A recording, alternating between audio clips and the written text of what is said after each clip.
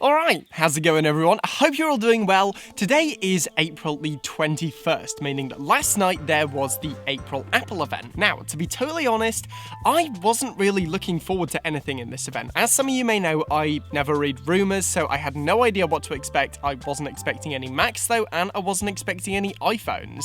But I watched it anyway, and a lot of the things were pretty cool. So, today, let's talk about some of my favorites. Alright, so first of all, we have the purple iPhone. Now, I was actually late to the Apple event, and no, before anybody gets smart in the comments, it had absolutely nothing to do with the day that it was. One of the first things they announced was, of course, that purple iPhone. To be honest, I didn't really think that was event-worthy. I mean, yeah, sure, it's a new color. There's a lot of great purple, but really, I think this could have been a website release. Don't get me wrong, I do like the iPhone 12. I think it's a really good phone, and if you like purple, then this might be good news for you. But I wasn't too fussed about that. Hold on. Let's go somewhere more interesting. Alright, so the next thing and the first thing I was properly interested in was, of course, the AirTags. Now, not only is this one of the most affordable products Apple have ever released, this is too high, but it also had, at least in my opinion, the best shot ad Apple have ever done. I have a feeling this wind is going to be causing problems. Let's move again. Alright, so basically AirTags add Find My Phone capabilities to non-phone objects. It's as simple as that. This could include your wallet, your keys, a bag, anything that you really don't want to get lost, you can add an AirTag to and be able to track it in the Find My app. Gotta say though, I want to take a quick second to appreciate that ad. In fact, I was so impressed with it, I tweeted about it. Gotta say, Apple do have some amazing productions for these launches. I just love the concept of like diving into a sofa, and the more I say that out loud, the dumber it sounds. But trust me, if you haven't seen it, it's good. Anyway, so as I said before, they are pretty affordable. One AirTag will retail for $29, but you can also get a pack of 4 for $99. Honestly, I think this is a pretty cool piece of tech. As I said, I don't read rumors, so I wasn't expecting this. And as you may also know, I am not an advocate for the hype. I don't recommend you just rush in and buy the latest product because it's the latest, but I can confidently say this looks to be a product that I would personally use. I've mentioned before, but I do have a habit of losing things, so this could be kind of helpful for someone like me, and if you lose valuable items too, I think this is kind of cool. It even gives you directions to where your item is. Yeah, good job, Apple. Alright, so the next thing that they talked about was some Apple TV stuff, and to be totally honest, I completely zoned out. I have never used Apple TV. None of the shows look all that appealing to me, to be totally honest. In fact, I got the free 6 months of Apple TV Premium when I bought my iPhone 12. Never redeemed it. If you like Apple TV, I'm sure that was a cool announcement for you. In the best way possible, Apple TV simply doesn't appeal to me. So, let's talk about the next thing, which certainly does, the refreshed iMac line. Now, this honestly was probably my personal favorite launch of the night. We're going to be talking about the iPad next, and I do think that was the highlight, but I really like the iMac line. As some of you may know, that's the computer I personally use, and this was a pretty awesome refresh. Yep, I am gonna have to pull up the specs list. There's a lot to go through. I think it's funny, I'm doing a video about an Apple event and I have a Samsung in my pocket. Honestly, I really didn't expect Apple to go in this direction with the iMac. I mean, new size, multiple different colors, new CPU, new speakers, new display.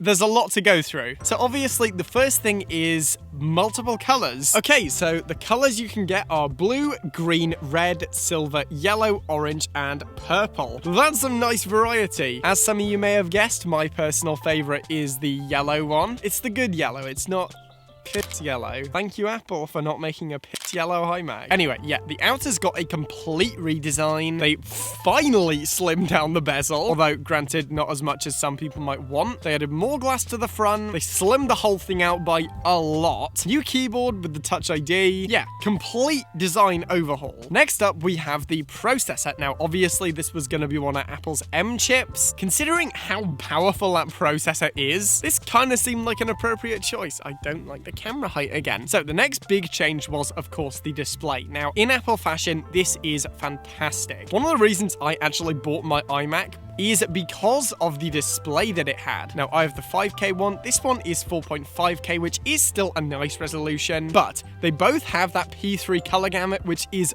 awesome. It also features 500 nits of brightness and an anti-reflecting coating, which is nice because as a reflective iMac owner, that can get kind of difficult in summer.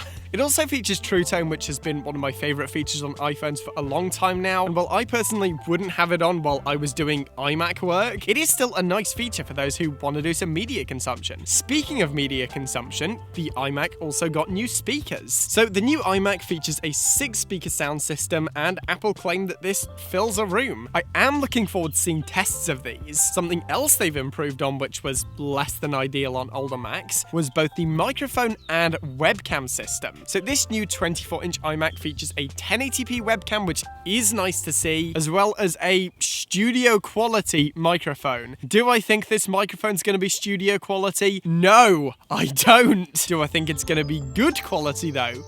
Yes. Obviously, at this point, people are working from home a lot more, and so video conferencing has become more of a priority. So it's quite clear that this is going to provide a nice bump in quality, but Apple weren't done there with the webcam. Apple claimed that the advanced image signal processor of the M1 greatly improves the image quality. And again, while I haven't had the chance to try this out, I am very much looking forward to the tests. Realistically, the built-in microphone and camera in the iMac line has never been spectacular. It's been usable in my opinion, but it's never been great, so I am interested to see what Apple have done here. Yeah, in my opinion, the iMac was definitely my personal highlight of the night, and while I probably won't be picking one up, in fact, I'm actively in the process of switching to a MacBook system, I do have a lot of love for the iMac line, so it's nice to see it get a proper, well-deserved refresh. Finally, we had what was probably the main event of the evening. Obviously, it's the new iPad. Now, while I was kind of expecting a new iPad Pro launch, I was not expecting that. So it's often around this time of year where Apple do update their iPad line, and to be honest, I was just expecting a mild refresh of the 2020 iPad Pro, maybe a different size, maybe some new accessories. I wasn't expecting them to put a desktop chip in an iPad. I think that's pretty cool and has a lot of potential. If you haven't watched the event, Apple basically put an M1 chip, the same one that's in their new MacBooks, in the new iPad Pro line, which is awesome. That is, provided there is software to actually take advantage of this new chip, because realistically, a lot of the things they were talking about last night, such as color grading and photo editing, were all very possible before, so hopefully we are going to see some really cool new apps that properly take advantage of this M1 processor. On the 12.9-inch iPad, however, there was another addition. Of course, it could only be the display. Now, I have never tried the 6K XDR Apple display, oddly, and the fact that they've put this on an iPad is pretty awesome, I'm not gonna lie. I mean, the fact is, the iPad Pro has become more and more popular with the professional crowd recently. People from Byte Review to Canoopsy have all done multiple brilliant videos on the iPad Pro. I mean, I've even done a few, granted, on my significantly older iPad Pro, but I still use it for a lot of creative tasks. Now, let's talk about the elephant in the room. Appropriate analogy considering the size. The price, it's expensive. Would I spend that type of money? No, to be honest, I'm totally content with even my 2016 iPad Pro. $1,100 for a tablet is extremely pricey. I'm personally not part of that audience. For me, an iPad will not be replacing my computers. And seeing as I certainly see the value in spending that much money on a computer, I'm sure for the professional artist or graphic designer, this iPad's gonna be pretty awesome. So yeah, those are my thoughts on the 420 Apple event. Anyway guys, that's it for today. I hope you've enjoyed this one. Let me know, by the way, what was your favorite thing that was released last night? Let me know in the comments. I always enjoy reading those. As for now though, as always, thank you for watching. Remember to like the video if you want to see more content like this, and smash that subscribe button. I'm done for now, and I'll see you guys in the next one.